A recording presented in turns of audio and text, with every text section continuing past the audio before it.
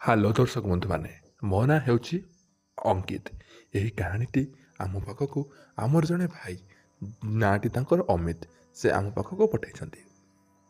ତ ଚାଲନ୍ତୁ ସେ ପଠାଇଥିବା କାହାଣୀଟିକୁ ଶୁଣିବା। ମୋ ନାଁ ଅମିତ। ମୁଁ କଲିକତାରେ ରହି ଇଞ୍ଜିନିୟରିଂ ପଢ଼ୁଛି। ଆମର ବହୁତ ବଡ଼ ଫ୍ୟାମିଲି।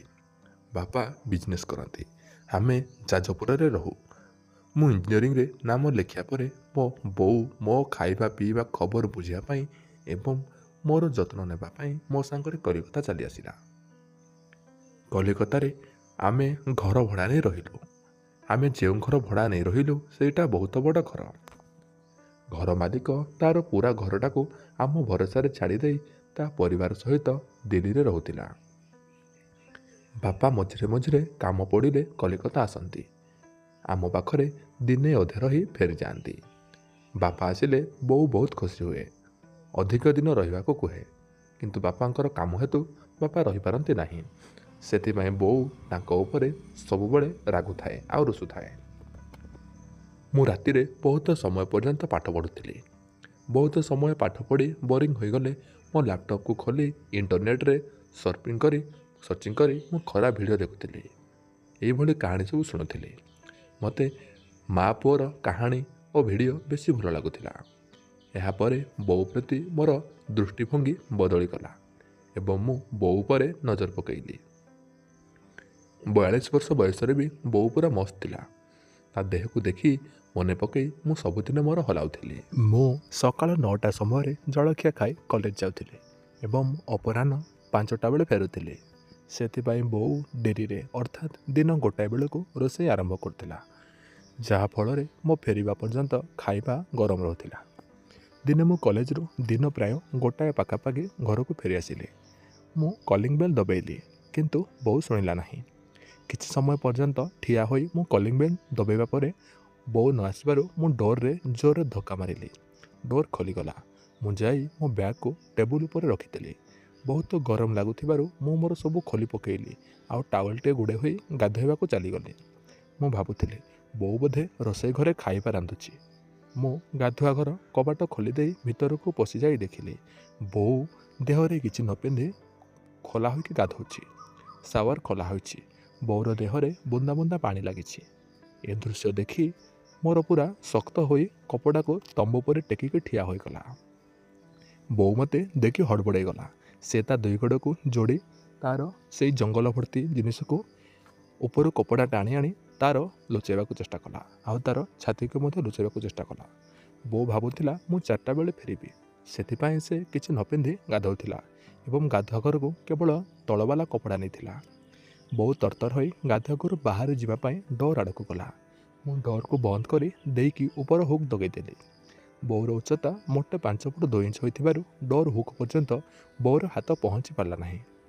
ମୁଁ ମୋ ଦେହରୁ ଟାୱେଲ୍ ଓ ସବୁ ଖୋଲି ପକାଇଲି। ଏବେ ମୁଁ ଓ ବୋଉ 2 ଜଣ ଯାକ ବନ୍ଦ ଗାଧୁଆ ଘର ଭିତରେ ସାମ୍ନାସାମ୍ନି ଠିଆ ହୋଇଥିଲୁ।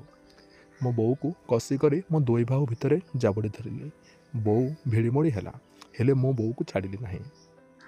ମୋର ଠିଆ ହୋଇଥିବା ଶକ୍ତ ଜିନିଷ ତା ପେଟ ଉପରେ ଦାବି ହେଉଥିଲା ଆଉ ମୁଁ ପ୍ରାୟ 10 ମିନିଟ୍ ପର୍ଯ୍ୟନ୍ତ ବୋଉକୁ ଗେଲ କରିବାକୁ ଲାଗିଲି। ପ୍ରଥମେ ବୋଉ ତା ମୁହଁକୁ ଏପଟ ସେପଟ ବୁଲାଇବା ପରେ ଶେଷକୁ ଚୁପ୍ ହୋଇ ଠିଆ ହୋଇ ମୋତେ ଗେଲ କରିବାକୁ ଲାଗିଲା ଆଉ ମୋ ପ୍ରତି ମୋତେ ସହଯୋଗ କଲା। ବୋଉ ମୋତେ ଆସ୍ତେ ଆସ୍ତେ କାମୁଡ଼ିଲା। ମୁଁ ବୋଉର ଉପରଠାରୁ ତଳ ପର୍ଯ୍ୟନ୍ତ ଗେଲ କରିବାକୁ ଲାଗିଲି। ପ୍ରଥମେ ଓଠ, ତାପରେ ବେକ, ତାପରେ ଛାତି, ପେଟ, ନାହିଁ ଏବଂ ଶେଷରେ ତା'ର ଜଙ୍ଗଲ ଭର୍ତ୍ତି ତଳ ଜିନିଷ ପାଖରେ ପହଞ୍ଚିଗଲି। ବୋଉର ଭିତରେ ମୁଁ ଜିଭ ଲଗେଇବାରୁ ବୋଉ ତା ପିଠିକୁ କାନ୍ଥରେ ଚାପି ଚିତ୍କାର କରିବାକୁ ଲାଗିଲା। ବୋଉର ଭିତର ପୁରା ଚିକଣ ଥିଲା ଆଉ ବୋଉର ଭିତରୁ ଧଳା ଧଳା କିଛି ତରଳ ପଦାର୍ଥ ଯୋଗେଇଥିବା ଦେଖିଲି। ଜିଭ ଲଗେଇ ମୁଁ ସବୁ ଚାଟିଲି। ବହୁତ ବଢ଼ିଆ ସ୍ୱାଦ। ମୁଁ ତ ମତୱାଲା ହୋଇଉଠିଲି। ମୁଁ ସେ ତରଳ ପଦାର୍ଥକୁ ସବୁ ଚଷିକି ପିଇଗଲି ଆଉ ବୋଉର ସେଇ ଜଙ୍ଗଲ ଭର୍ତ୍ତି ଜିନିଷକୁ ଆସ୍ତେ ଆସ୍ତେ କାମୁଡ଼ିଲି ଆଉ ବୋଉ ଚିତ୍କାର କରିବାକୁ ଲାଗିଲା। ମୁଁ ସାୱାରକୁ ବଢ଼େଇଥିଲି ଆଉ ବୋଉର ଛାତି ପାଖରେ ହାତ ଦେଇ ମୁଠେଇ ଜୋର ଜୋର ଦଳିଲି। ବୋଉ ମୋର ହାତରେ ମୁଠେଇ ଧରି ଆଗପଛ କରିବାକୁ ଲାଗିଲା। ମୁଁ ସମ୍ଭାଳି ପାରିଲି ନାହିଁ। ବୋଉକୁ କୋଳକୁ ଉଠାଇ ନେଇ ଗାଧୁଆ ଘର ବାହାରକୁ ଆସି ତାକୁ ସୋଫା ଉପରେ ଶୁଆଇଦେଲି। ବୋଉର ଆଖିରେ ଏକ ଅଜବ ନିଶା ଦେଖିବା ପାଇଁ ମିଳୁଥିଲା। ମୁଁ ମୋର 2 ହାତରେ ମମିର 2 ଗୋଡ଼କୁ ମେଲେଇଲି। ବୋଉର ଭିତରେ ମୋର ନେଇକି ରଖିଲି। ଆଉ ମୁଁ ମୋ ଦେହର ସବୁ ଭାର ବୋଉ ଉପରେ ଲଦିଲି। ମୋର ଅଧା ବୋଉର ଭିତରକୁ ପଶିଗଲା। ବୋଉ ଚିତ୍କାର କରି ଉଠିଲା। ତାପରେ ମୁଁ ଗୋଟାଏ ଜୋରରେ ଠେସ ମାରିଲି। ମୋର ପୁରା ବୋଉର ଭିତରକୁ ଗଳିଗଲା।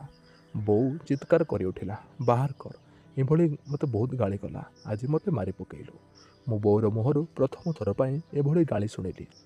ମୁଁ ବୋଉ ଭିତରୁ ମୋର ବାହାର କରିବା ପରିବର୍ତ୍ତେ ଆହୁରି କରିବାର ଗତିକୁ ବଢ଼େଇଲି ଏବଂ ଜୋର ଜୋର ଭିତର ବାହାର କରିବାକୁ ଲାଗିଲି। ବୋଉ ମୁହଁରୁ ଆହୁରି ଜୋରରେ ଚିତ୍କାର ବାହାରିଲା। ଏହାପରେ ବୋଉ ସହଯୋଗ କରିବାକୁ ଲାଗିଲା। ମୁଁ ପ୍ରତ୍ୟେକ ଥର ମୋର ଦାବିବା ବେଳକୁ ବୋଉ ତଳପଟରୁ ତାର ଉଠେଇକି ମୋତେ ସାହାଯ୍ୟ କରୁଥିଲା। ମୋତେ ଲାଗୁଥିଲା ଯେମିତି ମୁଁ ସ୍ୱର୍ଗରେ ଅଛି।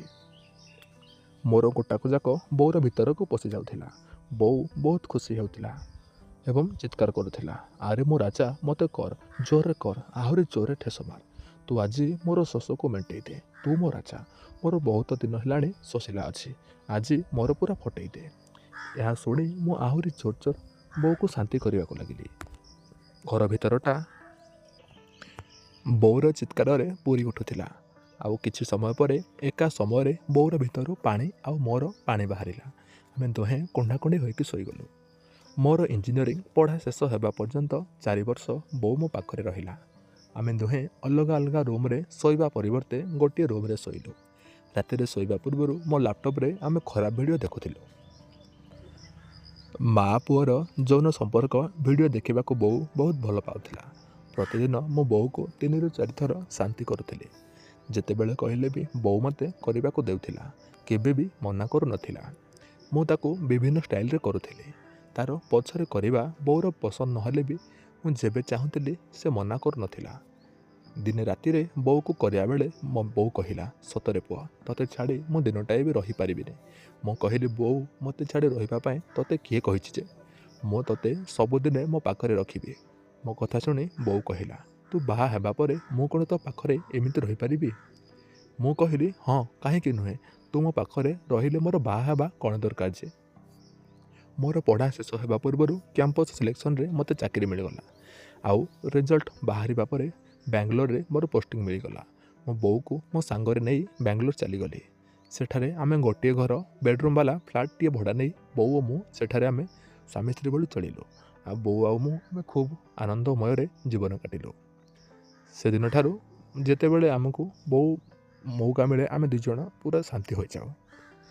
ତ ଦର୍ଶକ ବନ୍ଧୁ, ଏହି କାହାଣୀରେ ଆମ ପାଖକୁ ଜଣେ ଭାଇ ପଠାଇଥିଲେ। ଯଦି ଆପଣମାନେ ବି ଆପଣମାନଙ୍କର କାହାଣୀ ପଠାଇବାକୁ ଚାହୁଁଛନ୍ତି ତାହେଲେ ତଳେ କମେଣ୍ଟ ବକ୍ସରେ କମେଣ୍ଟ କରନ୍ତୁ। ମୁଁ ମଧ୍ୟ ଆପଣମାନଙ୍କର କାହାଣୀକୁ ଆମ ଚ୍ୟାନେଲ୍ ମାଧ୍ୟମରେ ଉପସ୍ଥାପନ କରିବି। ତ ଆଜି ପାଇଁ ଏତିକି ରହୁଛି। ଦେଖାହେବା ଆଉ ଏକ ନୂଆ ଭିଡ଼ିଓର ଏକ ନୂଆ କାହାଣୀରେ। ଧନ୍ୟବାଦ।